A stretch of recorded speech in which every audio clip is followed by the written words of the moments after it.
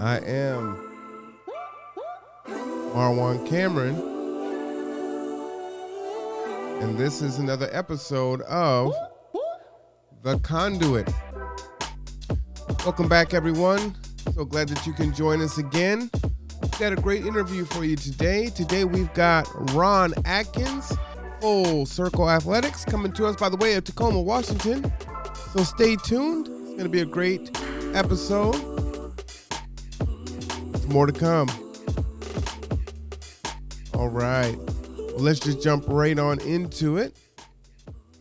We're going to pick up mid-conversation and talk to Ron Atkins about, himself, talk about his organization, what he's trying to do, and what's next. All right. So let's get right on into it.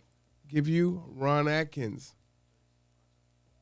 Right now, I'm, working on, building the brand, Full Circle Athletics. I'm doing some training out of Waterland Performance, which is a physical therapy studio down here on South Tacoma Way, 2705 Suite A. And yeah, I mean, it's a great time. I'm helping clients. I'm helping kids in the community, and trying to help bring health and wellness to the community of Tacoma one step at a time. So how did Ron Atkins get here? You're by way of Brooklyn, New York. Is that true? Yeah, by way of Brooklyn, New York. I mean, when as a young man, my mother married a military man, and Bruce Atkins, we kind of went on I went on the military brat route, and lived in Japan and lived in Hawaii and lived in California, and while my stepfather, who's definitely, I say step because he's not my biological father, but he is definitely my dad. Mm-hmm. He got out of the military in Bremerton, Washington, and we just decided to stay, and so my growth from there started. Teenager, sophomore in high school, moving to Bremerton, Washington, graduating from Bremerton High School, moving on to Eastern Washington on a football athletic scholarship. And so let's stop there. So I mean, you're kind of like a local legend, right? I mean, in high school, I look at that smile. Talk about it. I did some good things athletically at Bremerton High School.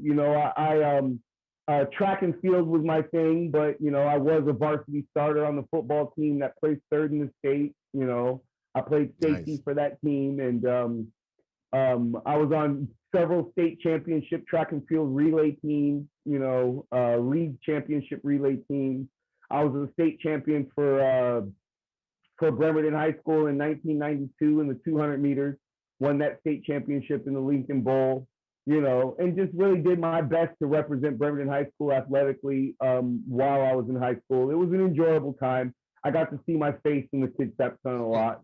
That's quite the pedigree. Yeah, I mean, it's an honor. There's the Walk of Champions at Bremerton High School. If you're familiar with Memorial Stadium, mm-hmm. To have my name etched in stone is pretty special. And so I was the first sprint state champion at Bremerton High School since Jerome Walker in the 70s. So, wow. It had been about almost 30 years since Bremerton had a sprint state champion. And I was able to, put that banner up for Bremerton High School. Man, that's impressive. So you said you went on to Eastern Washington, and what happened there?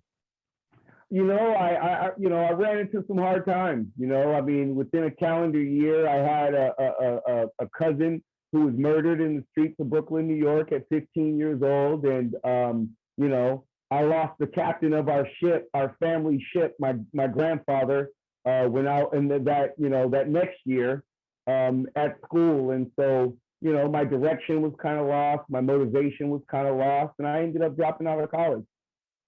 Wow. Okay. So you're out of college. Did you come back to Bremerton? You go to New York? Like, what happened from there? I came back to Bremerton and got into, like I just recently told Terry Mosier, kind of the underbelly that Bremerton had to offer. I started to deal with, I didn't want to go home. I didn't want to be home, Right. go back to mom. And so I started kind of couch searching with friends, dealing with, like I said, I was homeless, but I was never without a house.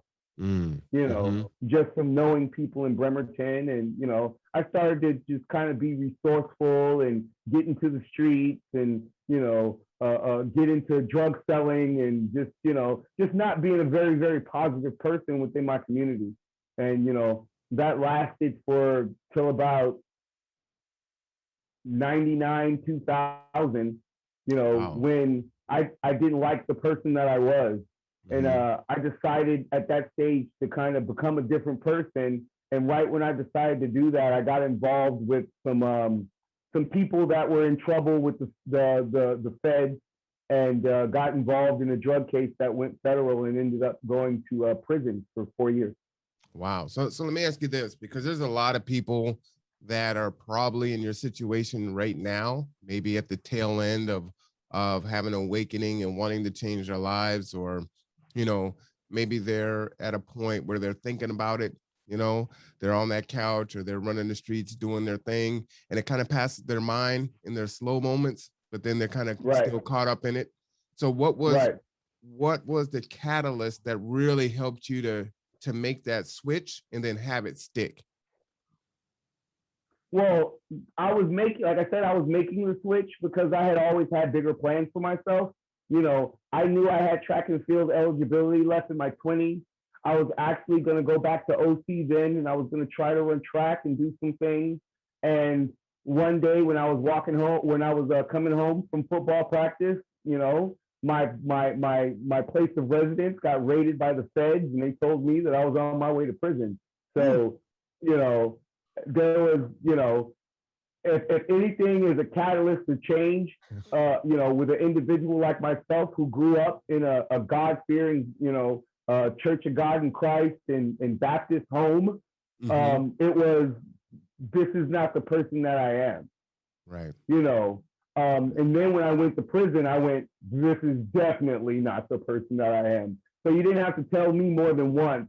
After I was there, I knew I didn't want to be back there, and I knew I wasn't cut for that. So I'm good. I'm gonna go and do something else. So it sounds like, um, you had to have that experience, but at the same time, there's something that's in you that is telling you that you have more potential than the way that you're living right now. Yeah.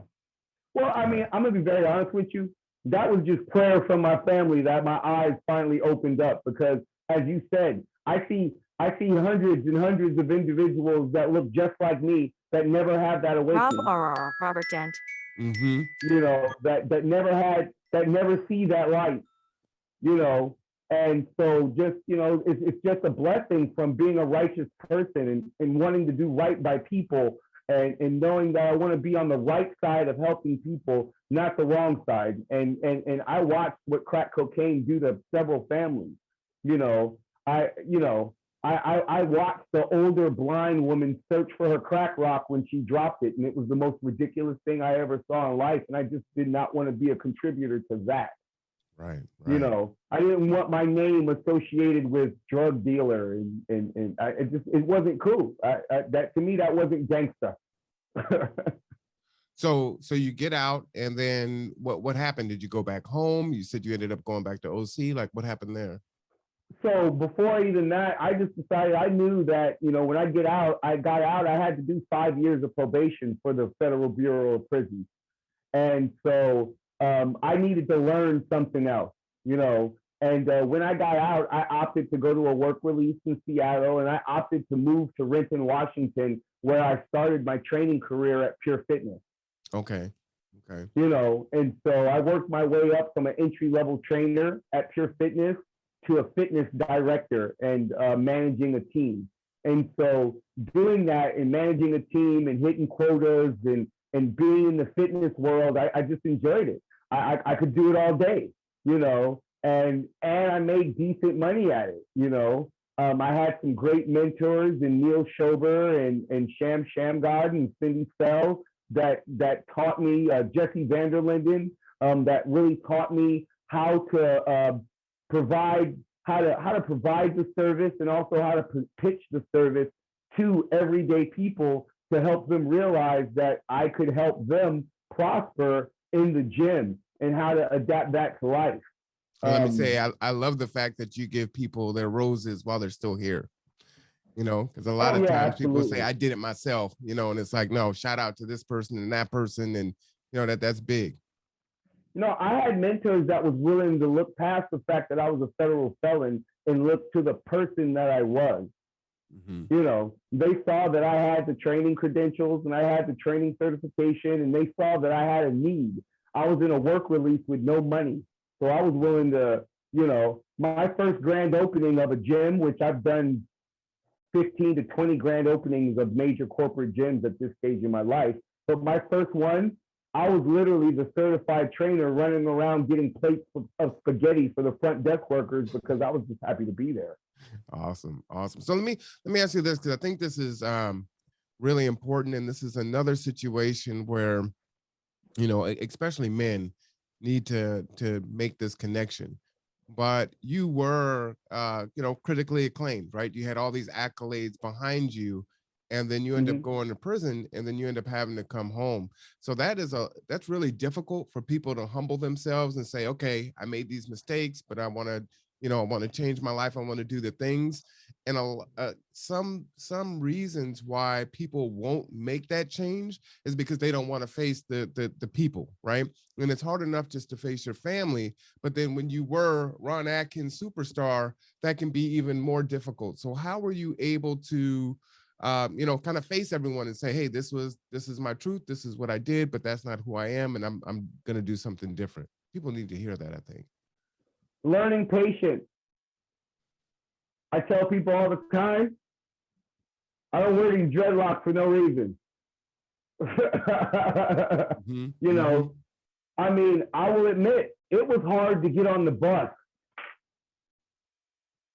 I felt like that there was people looking at me and judging me, even sitting on the bus.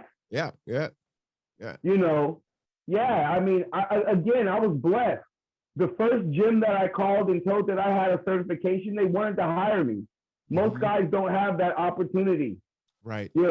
Most guys in a work release got to go out there and they got to beat their feet and they got to find a job. And, and sometimes they even get the job until the background check comes back. I've had several of those where I started working for 2 weeks and the background check comes back and they told me it was going to be okay because I was honest. But when they see federal felon and they know your paperwork said Ronald Atkins versus the United States of America, they get scared. And they don't no longer take time to get to know the person. They just make their assumptions and then they rather just move on. So I had to embrace that and I had to be patient with it. But like I said, at the same time, I was blessed in a company that was growing, that had entry-level positions with growth, people that were there willing to mentor me. And all I had to do was be on time, show up to work every day and service the clients. And that's what I did. All right. So let me ask you this. For folks that may not have, the skill set and the acumen and the background that you have coming out and trying to reinvent yourself, what advice would you give to them? I'm a brother that's getting out. I'm in work release. I don't necessarily have a lot of skills, knowledge or abilities. What would you recommend for them as they're trying to, like you said, beat their feet, have doors closed on them? What's your advice for them? Have patience and change your circle. You got to have willingness to go 1A where you're accepted and B, regrow with strangers. See, that's another place where I had an advantage. I was a military kid. So every 4 years I had to get up and I had to start all over again. Right. So that wasn't difficult to me. I knew how to get into a scenario, smile, and be Ron Atkins. A lot of people that grew up in their one town don't know how to be anybody else. Right. So they don't have the tools to reinvent themselves. So in order to reinvent yourself, change your circle. Don't be afraid to have those conversations. Don't be afraid of who you are. I have no apprehensions and have not had an apprehension at any point in time when I stepped foot out of those prison walls to tell people that I'm a convicted federal felon and I've done everything possible to change my life. Nice. I accepted that from the first day. What's powerful about that, Ron, is a lot of folks aren't gonna, they're not forthcoming in that way. And it's not saying that you got to wear it like a badge on your chest. It's not that it's everyone's business that that's what it is. But right.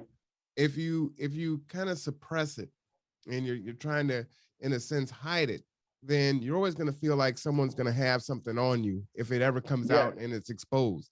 Now you can live in your truth. You can live in your freedom. Hey, it is what it is. That's what I did. That's not who I am. So you're either going to accept me for that, or we can move on, but that it's going to be what it is. And it gives you so much power over yourself and over the situation. Is so freeing. Would you agree with that?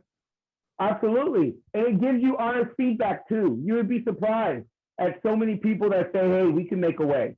Or so many people that go, we just can't. Well, when they say they just can't, I know I can't force, my square self or my circle self in this square peg. Right. So I move on. I go find, I don't dwell on what I can't do. I dwell on what we can do. Facts. This is Marwan Cameron. You're listening to The Conduit. Our guest today is Ron Atkins, owner of Full Circle Athletics. We're having a riveting conversation that I think is very powerful for a lot of young men and young women that need to hear this. So thank you for joining us today. So you were opening your first gym and kind of continue on to today. I mean, one of the things I want to say about having patience, understand that I didn't have the money to go get the lawyer, to do the expunging and all this other stuff. I did every single day of my federal probation for the Fed, and then it took me another 10 years after that to get my rights back. It took 17 years before I could pass a background check. Okay. 17 that's what you mean by the years. patience and the locks. That's it. Gotcha. That's it. And that's the purpose of them, to remember that every day I've got to walk this down. The acceptance of me putting myself here and saying that this is my scenario. So let's go ahead and let's climb up out of this hole step by step. And part of that was going from an entry-level trainer to a master trainer, from a master trainer to an assistant weekend manager, from an assistant weekend manager to a full-time manager. You see what I'm saying? From a full-time manager to now I'm working with different companies, helping them grand open their gym. All this time I'm taking steps by steps to learn the business. Okay. How do I manage a team? How do I become a professional? How do I become a leader? How do I become, and I got into those things. And before I knew it, 17 years came and went. So, is it fair to assume that with the 17 years that you've had to endure and build yourself and improve yourself to everyone else, even prove yourself to yourself, that today you sit here with a joy and a peace about yourself? I mean, I've known you for a few years, so I've seen you, but looking at your face, you can read a lot, by someone if you just kind of study their face and how they look, right? Your smile is genuine. You protrude a peace, right? And business is stressful. It's hard work, right? But but to me, that's what I see in you. Would you agree with that? And would you speak to that a little bit? Brother, I sleep well at night. I know I've got a great supporting cast. Again, you've always been a supporter of mine and you've always kept an open door for me. I appreciate you for that. You didn't know I was on this journey, but I was, what I'm saying? And just knowing that I had people around me, meeting Drayton Jackson on the bus at the Student of Color Conference, was a blessing. Having Neil Golden in my life, blessings. These are all individuals, that said, man, we believe in what you do. Ashley Robinson, just really guys that was like, nah, bruh, no, bruh, you know what you're talking about. No, bruh, keep going. We need you in this game. Don't give up. And it didn't matter what it was. Man, you need a couch to sleep on. Man, you need a dinner plate. Whatever you need, bruh, don't give up. Man, we need you to coach these kids in North Carolina. Do you need us to buy your ticket and go? Every time I got to a point to where I was like, how difficult is this? Is this what I want to be doing? There was some kid that came into my life, some parent that said, we need your help. That would just reinforce the fact that you do this and you need to stay in the forefront of this. And God has a bigger plan for you. So just continue to take the steps, and that's just what I did. It wasn't always easy. There's times I called my mom and cried at night and said, Mom, this is hard and why me? Mm-hmm. But, there's stories that I've told that I said if I had this type of guidance, I'd be retired from somebody's league and I'd just be giving kids things. But it didn't work out that way, So, yeah, I mean, with building the Admirals Health and Performance, with building the Kickstart Flyers, with building Full Circle Athletics, and having all these kids' lives change just because I've been a mentor to them, or I've been a trainer to them, or I've been a coach to them, or I've just been a friend to them, has made me say, you know what, Ron? Those little 3 to 4 years that you spent being a knucklehead don't define you. What you do now defines you. And so again, I rest and I work hard. My days start at 5 a.m. and they end at 9 p.m. 7 days a week. So as you can see what my background says, you can't have $1 million dream with a minimum wage work ethic. So Facts. I stay after it. What's interesting is, I've interviewed, 15, 20 people at this point. And, I also do just regular podcasts. And one of the things I talk about is how so important it is to build your circle of support and your circle of influence, right? And talking to you, you said it twice, right? But then you also named off several people that were in your circle of influence and circle of support. And these weren't the people that were in the streets with you and on the couch, right? So, I mean, that's really the testimony and the truth of changing your circle of influence and your circle of support, and it will change your life. And so I think that really truly is a huge piece of advice for folks to, no matter where you're at. It doesn't matter if you were incarcerated. If you're just trying to change your life and try to do something different, if you're trying to do some personal development, professional development, do those things, because it does work. It's powerful. I mean, apply it to anything. I tell kids all the time that deal with mental illness and depression, change your circle, change the people you're around. Get around some, I told an athlete the other day that deals with some of that. There's nothing wrong with waking up in the morning, looking in the mirror and saying you're a bad mamma jamma, and being positive about that. There's nothing wrong with being around people that will understand that you're having a hard time, but will support you through it. And sometimes those people are not your friends, and that's just, it's really the truth. I mean, Full Circle Athletics came to fruition because of a relationship that I have with Joseph Todd.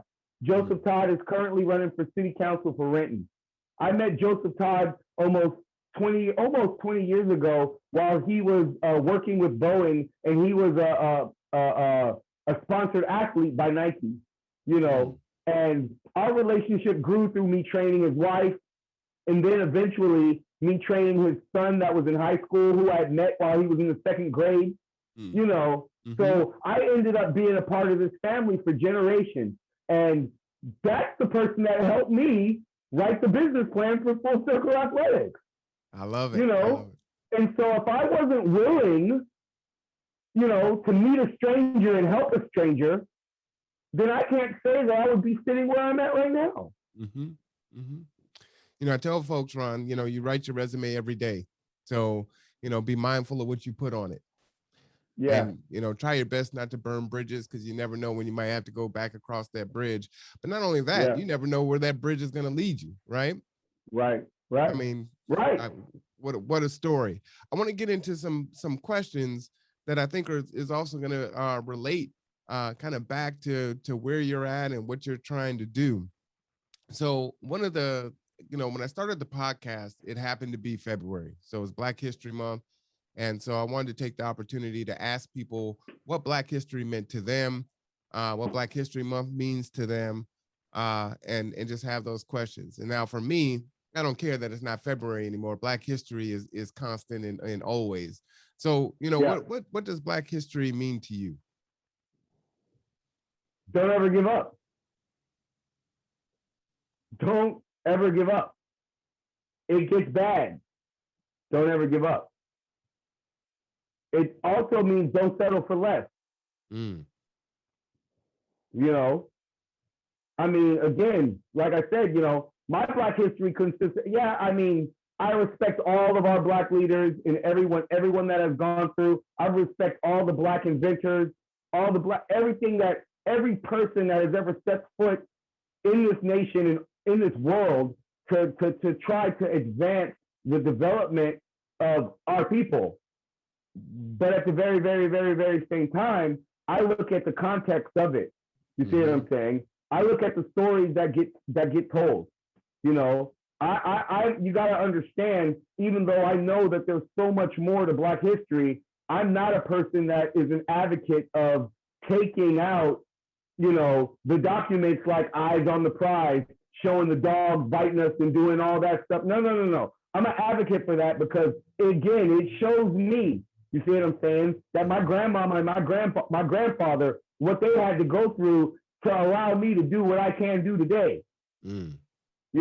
So that never give up, that diehard attitude, that that it shall get better, that we shall overcome is something that has been instilled with me through Black history, because once it gets worse, it can only get better. I love talking to people because everyone has different answers. And what I'm thinking of when you're saying that we shall overcome, is that it has to be more than just a saying. That's got to be an action, right? Yeah. That means that we Yeah. have to do something. We're not going to just overcome just because we're just going through life and existing every Right. day, but we're Right. responsible for overcoming. Right. Yeah. Yeah. But that's the thing. We got to take action. Mm. You see what I'm saying? Martin Luther King took action, right? Malcolm X took action, right? Marcus Garvey took action. You see what I'm saying? Mhm. I mean, I mean, Hampton. I could just keep going. There's plenty we can, but they all took action. Now, understand there's consequences for action. Right. And some of these dear brothers lost their life due to the consequences of their actions. But Mm-hmm. again, look at how it changed the face, right? To me, they're kings and queens, man. They're angels. They're not martyrs. It's what needed to be done. You know what I mean? To progress our people, and I'm the same way. Whatever it takes.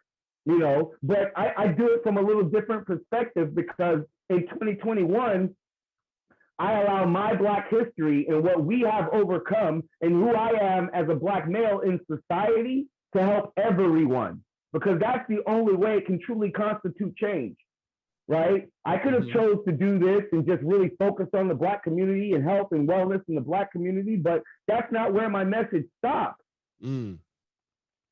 I need everyone to understand my perspective and what I've gone through and what my people have gone through and where we're at so we can educate the next. I need people that aren't of color to be able to say, no, no, no, no. I met a real respectable individual and he opened my eyes to things. Mm. And I don't care who you support.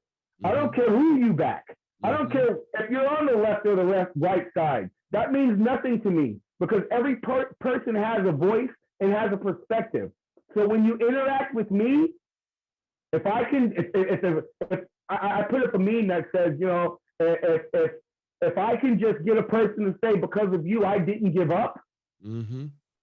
then that's what it's about, right? So if I can get a person who is on the opposite side of the fence, whichever side of the fence that is, if they can understand what's going on in their community a little better because their interaction with me, then it's worth it.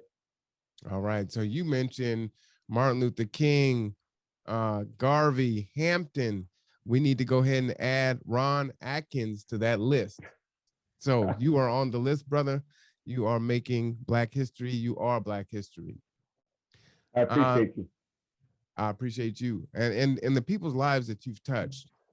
They appreciate you too. And I know that a lot of the kids have told you, but in the work that we do, we're not always gonna they're not always gonna circle back and tell us the impact. That impact Right. may be a seed that we planted today and that it doesn't blossom for a decade, right? And we may Right. never know about it, but the impact that you make showing that love and attention to an individual, to a person is tremendously powerful. So no, thank you. Oh yeah, Homelessness absolutely. is a big situation. You talked about couch surfing and being homeless. We've Yeah. got a pandemic of its own in homelessness in this country, in Yeah. this state. You've lived in Kitsap for a while. I'm sure Pierce County has a lot of the same issues. What can be done to Right. reduce homelessness? I mean, again, I'm going to say that that's really just starting. Mm, You know, I'm going to say, you know, my dealings with it were personal to me, and I really didn't look at it on a broad perspective until I met Drayton Jackson. mm-hmm, You know, and when I met Drayton Jackson, again, with the day center that we're talking about, having for the community, it wasn't until like last week, 2 weeks ago, that I realized that, yeah, St. Vincent de Paul might give some people someplace to stay, but at 7 o'clock in the morning, everybody got to get out. gotta go. Yeah, you see what I'm saying? And so, I mean, I, I, honestly, I can't say that we're doing enough. I still see tent cities, and I still see, RVs on the corners, and we're not doing enough. I don't understand how, some country can get 40 million in aid and the streets of San Francisco are littered with people with no place to go. Mm, I don't understand how, veterans can serve in Desert Storm and Desert Eagle, and no disrespect to the military if I don't have the war name right, but then come home, you know what I'm saying, and end up on the street because the VA has got them in some long line for medical attention. I'm. Are we doing enough? I'm saying we're just at the tip of the iceberg, you know, and the iceberg can take down the Titanic. So, are we what making can we do? strides? What Yeah. should we do? What should we do? Yeah. Get out there. Get out there. I think a part of the problem with government and legislature and all that is they spend too much time making rules out of books in an office and not enough time in the communities and in the streets seeing how people are affected by those rules from the book in the office. Mm, mm. I love that More idea. interaction. Mm-hmm. That's what needs to be done. You know, you're homeless. Why are you homeless? Mental illness? Okay, well, let's get you in a mental illness shelter and see if we can get you some help. Why are you homeless? Wow, because you have minimum wage skills, and the minimum wage doesn't get you the opportunity to pay the housing costs in Washington State. Well, then let's put you in a program that's going to help you get these skills. Because I'm going to say this: I'm going to believe that there's a lot more people that are homeless, not because they want to be, but Mm. because they don't possess the skills not to be. Facts, facts. So you talked about wages. What do you think about the $15 minimum wage? We know that Congress isn't going to pass it now. Even if they had, it wasn't going to be phased in until 2025. Seattle has $15 minimum wage, but $15 minimum wage, even if that's what it was, is not a livable wage for a single person or family. So what are your thoughts on minimum wage? I, you know, again, love Washington for the minimum wage at $15 an hour because there's places still in spots like Mississippi and Texas where it's half that. You know, but minimum wage has to be balanced with your cost of living, and that's the problem. You know, you've got all these big companies making big money, but want to minimally give people what they need to live, but want to ask them to maximize 80 hours in a 168-hour week to service their company making more money. It's a problem. It's a big problem, and until we have more support like the Mark Cubans and stuff like that who like to give back to their people, then that's the issue that you're going to have. I mean, make homes, make building up, make getting land actually achievable to the common folk. Make building homes on that land actually doable. I mean, I know people that own homes in West Seattle that have to pay taxes and maintenance on their homes that might drive them to homelessness just because they've got to maintain what they have. That's ridiculous. I already own it and you make it hard for me to maintain. That's crazy. But that's the society that we live in. And we've accepted that that's what it takes to make the world go round, which isn't necessarily the truth. Nike's got our society believing that just because it's got a Nike swoosh on it, it's costing you $75 for a hoodie when it costs $8 to make that same hoodie in Pakistan. Those are problems. Those are real problems that cause the problems that we have in today's society. And nobody wants to accept that. It's okay.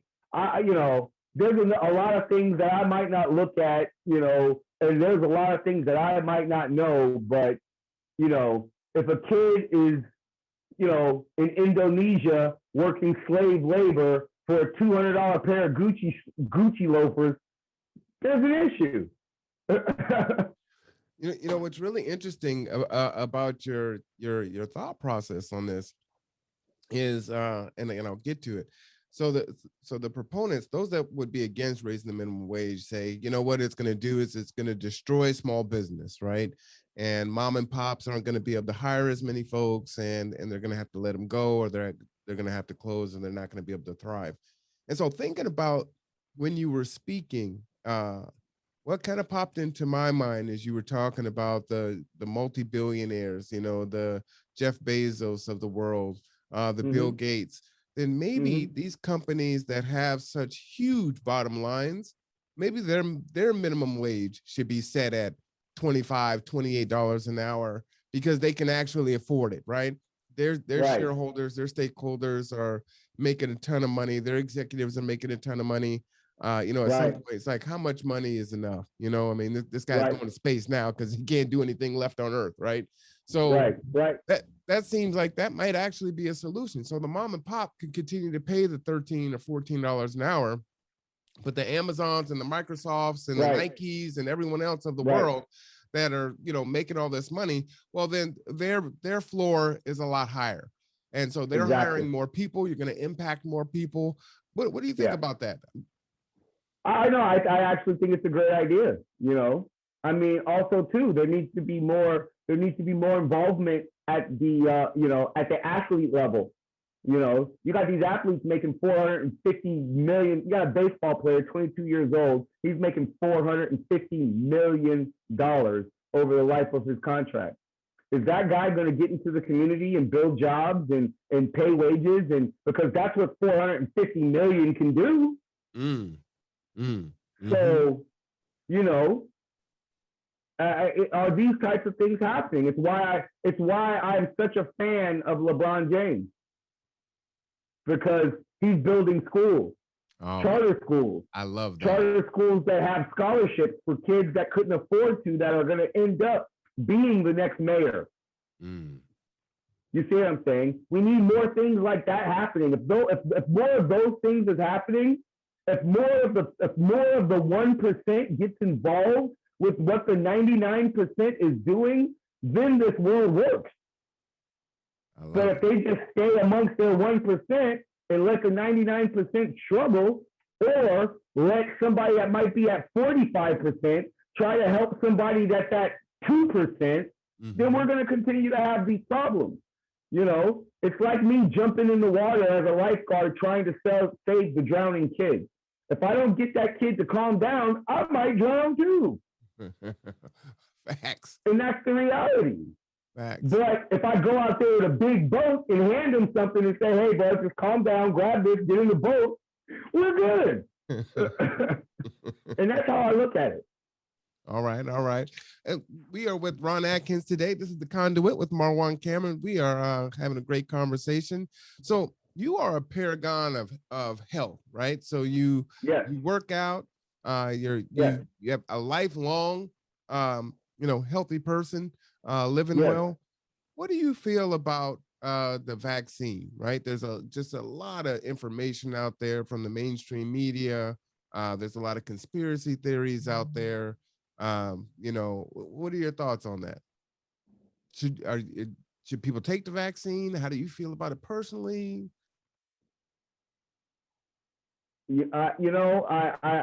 Personally, so let's just say this personally, for my own personal reasons in my life, I'm looking for an appointment right now to get the vaccine. All right. Because of what I do and the way the world is going. Okay. I hear, of course, we can go down the rabbit hole of the conspiracy theories from the Tuskegee Airmen all the way through. You see what I'm saying? To Bill Gates and his chips and the coded information that they're putting in the COVID vaccine to monitor you. So you know about the conspiracy theories. Listen, man, I'm a well-versed man. Signs and symbols are for a conscious man. You know what I mean? In order for me to say I'm awake, I better be paying attention to everything. Right. Facts. Whether I believe it or not, I better be paying attention. You need to know. Yeah. And so personally, I deal in my studio. I deal with a lot of doctors. I deal with a lot of, high-end people in society that have all been vaccinated, and I see what's going on with them. Last time I had a flu shot, that was the sickest I ever been in life, ever. I ain't never had the flu since, though. Gotcha. You know what I mean? So it's COVID is real, and COVID kills people. And if you have any underlying condition, I suggest you get the vaccine. If you're allowing an opinion to stop you from being healthy, then, you're probably the same person that's in the percentage of 42% of America that's clinically obese. So what's the lesser of two evils? Because eventually, if you don't get up, start exercising, and lose some of that weight, your heart's going to seize anyway. That's facts. So you see what I'm saying? Everyone's going to have to decide for themselves what they want to do about their own health and wellness. And for me personally, as a masters athlete, as a USATF representative, as a USATF official, if I want to go to Hayward Field and I want to volunteer to rake the pit in the long jump for our American youth that are going to the Olympics, I've got to have proof of a vaccination.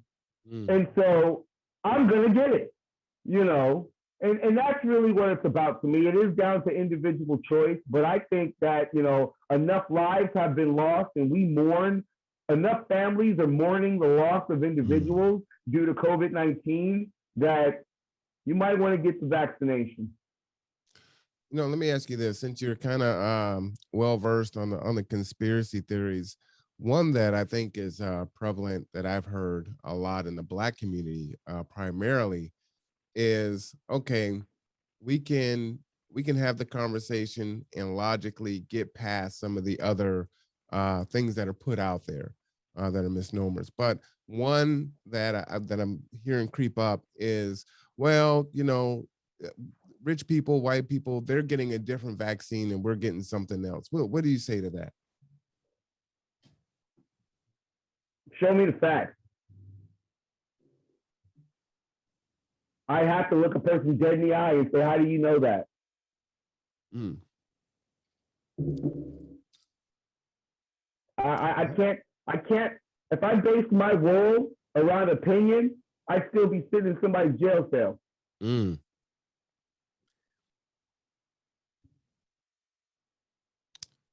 That's why I asked the questions.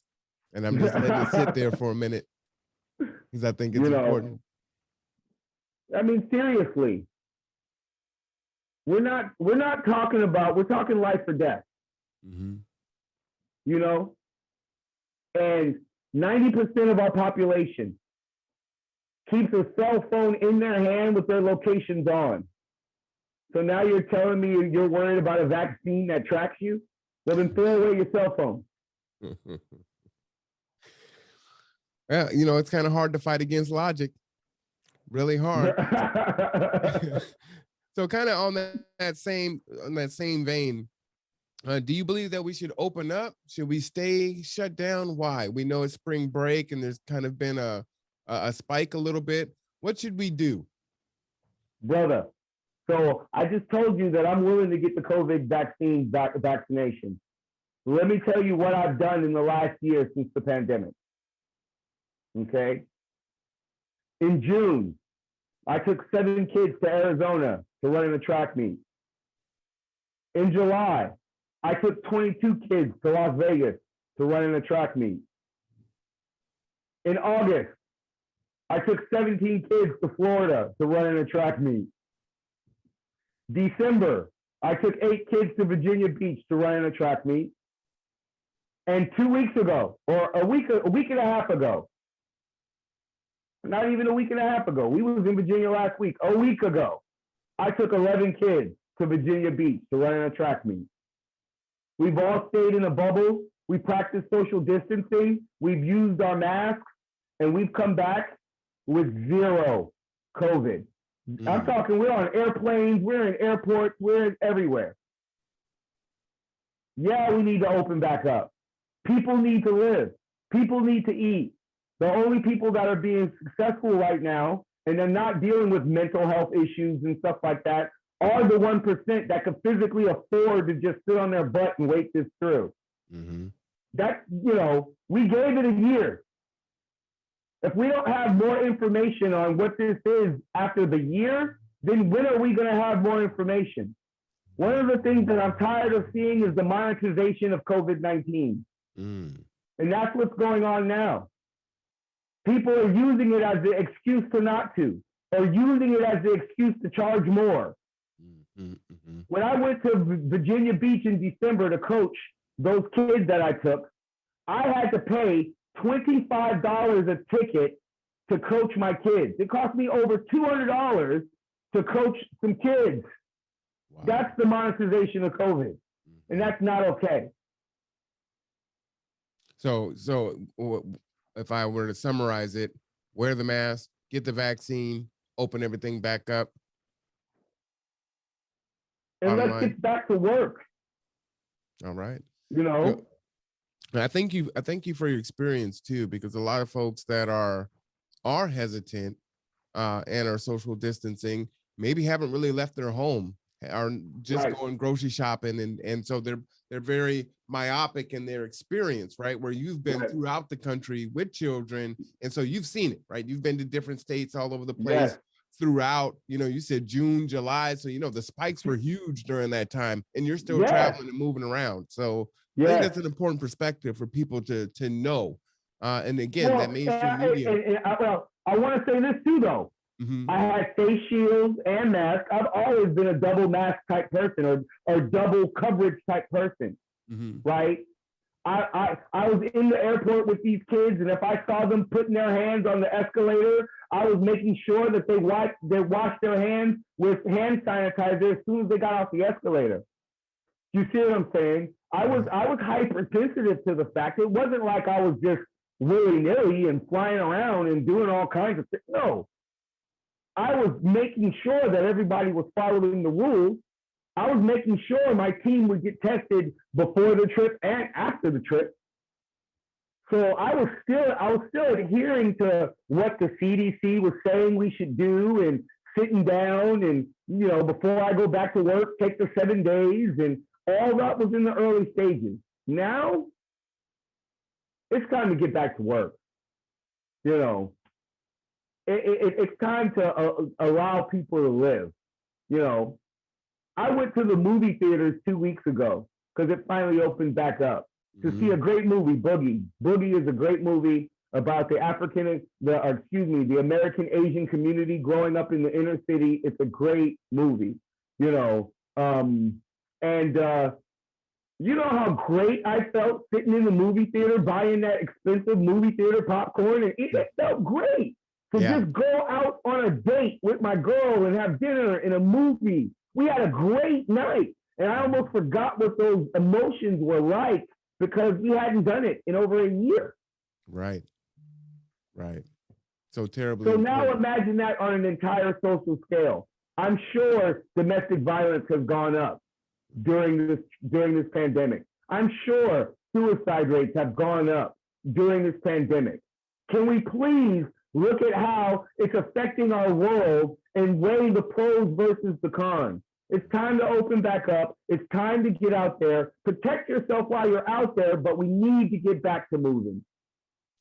And again, I think your perspective is somewhat unique, at least in what's portrayed in the mainstream media, right? It's either two different camps, either like in Florida, no one wants to wear a mask and they just want to be let go, or in, many of the Democratic states is still, we're on lockdown and we're wearing our mask and doing everything else. You're saying, look, open up, wear your mask, be safe, but live life, get back to work, right? And we can do both, right? There have been other countries that have been wearing masks as a standard before the pandemic came around, and they're a bustling economy, right? So thank you for that. I think people really need to hear that. Let's transition now, because I think this is an important question also. How do you define friendship? What are some qualities that you look for? What makes you a good friend to someone else?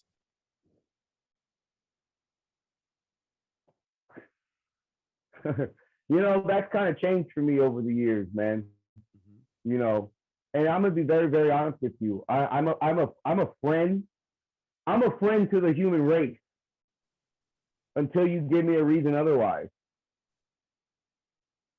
Friendship is about respect. Friendship is about love, and love is what you've been through. So friendship is about struggle. Friendship is about, not everything is going to be perfect, but can we find somewhere to come to a common understanding to help support each other to accomplish the things that we need to accomplish? To be very honest with you, you don't have to like me to be friends. And when I say that, I mean being friendly is a respectable trait. I'm the type of person to walk by a person that I don't know and see that they're having a hard time and say, "Hey, good morning. Are you okay?" That's being a friend to someone. You don't have to know me to genuinely see emotion and be concerned. That's being friendly. So And I've been able to make friends a lot in my life. And I could say that there are a handful of people that I can say have known me for 30 plus years that I still communicate with. But I still communicate with them. Right. Whether it be once a year, whether it be every month, we're still friends. You know what I mean? And I have friends that I went to high school with that when they see that I put up a post that's saying I need some help, hey, come buy these hooded sweatshirts because these hooded sweatshirts is going to help take some kids to the national championship. And I get my ASB high school president, who I haven't seen in 30 years, say, "Hey, Ron, send me 2 of those sweatshirts." That's my friend. Nice. And that's what friendship is about. And that's what friendship means to me, man. All right, we don't got to be around each other every day, dapping each other up, hugging each other, and kicking it on the weekends together. Those aren't, half the time, those aren't my friends. Mm-mm. That's a hell of a statement there. That's a hell of a statement. So you said you just went to the movies with your significant other. Tell me what makes a good spouse or significant other? What traits are you looking for there, and what would they say about you as far as what makes you a good significant other to them? Support. You know, my significant other, Letitia McWhorter, she's a non-athlete, right?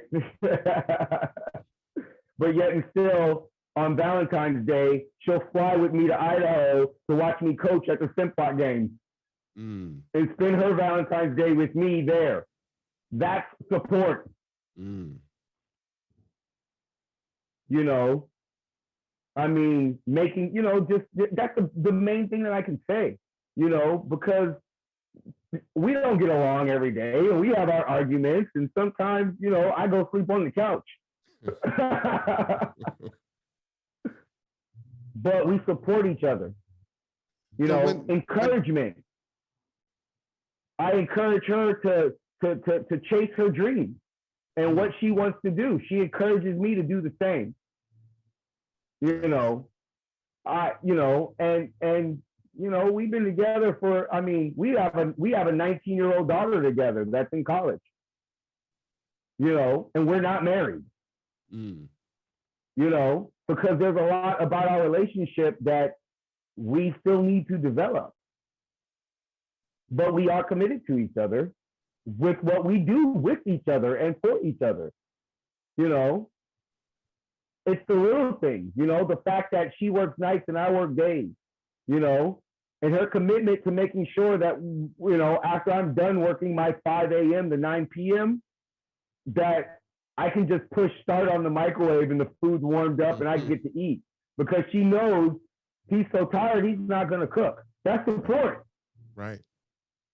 You know, that's helping each other take that next step. You know, me understanding that she works long nights. And so when I wake up at 5 a.m., try not to turn on all the lights because she just got to sleep. It's those types of things. Let me ask you this. Let me ask you this, Ron. You say that sometimes you end up sleeping on the couch. So how do you work through? Do you guys have some kind of an agreement or a compact that says that you're going to work through your struggles? Like what are your strategies to get past being on the couch and then back into the, you know, good graces? Both of us have really settled on the fact that we can have, quote unquote, robust dialogue with each other and move on. In our house, you have to express yourself. If you don't like it, deal with it. But you have to express it. We don't harbor no feelings. We say what we feel in the moment. I can give you a great example. The other day, I kind of went the extra mile for her to make sure that she had the ability to do what she wanted to do. Okay. And then while we settled on that, I went to go get a soda out of the refrigerator, and it was her last soda. And she said, "You really gonna drink my soda?"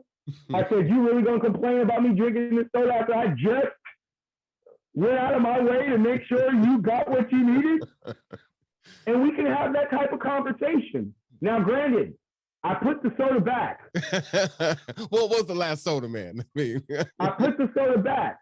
But 2 days later, she said, "Sweetheart, your dinner's in the microwave," and I went and I got you a cream soda. Right? Because we had the dialogue in the moment. She saw it, but I also agreed with her, put her soda back, didn't drink it. And then later we had that result because there was understanding.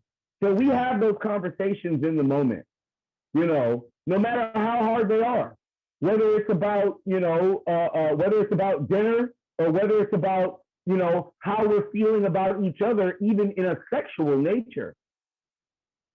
We got to have the hard conversation, because if we don't have the hard conversation, it's human nature to go seek that satisfaction and gratification elsewhere. Mm. Well, I tell you, you're a fax machine today. Just keeping it 100 for sure. Now the reason that the question switched to this way, and these are the same questions that I ask everyone.